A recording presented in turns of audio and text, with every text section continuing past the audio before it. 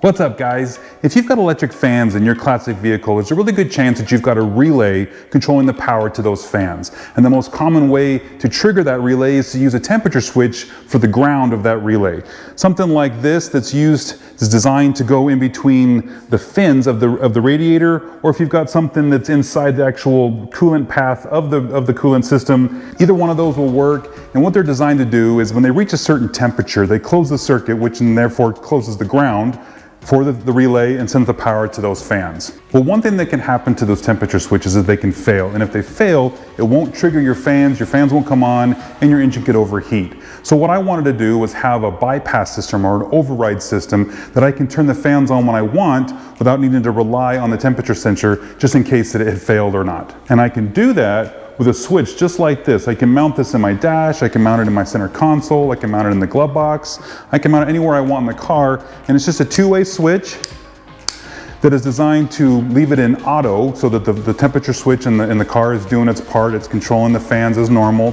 But if I want to override that, I can flip the switch and I can turn the fans on if I ever need to. So when the car is on, I can flip the switch and turn the fans on. And when I'm ready, I can just turn it back off and it's back into auto.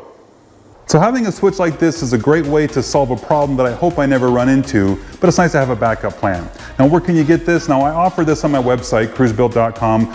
Not only is the switch included, but I also include this little placard that you can mount. It just got adhesive back to it, and it can mount to your dash or your console or inside your glove box, and it just says electric fan on there. It's got an override and an auto. Auto being the stock default position to where the fans are just operating as normal. But if you want to override it, you can hit the switch, and then you're in override, and if you want to go back to auto, you just flip it the other way, and you're back to normal. And how this works is because the temperature sensor that you're using to control that relay is the ground for the relay.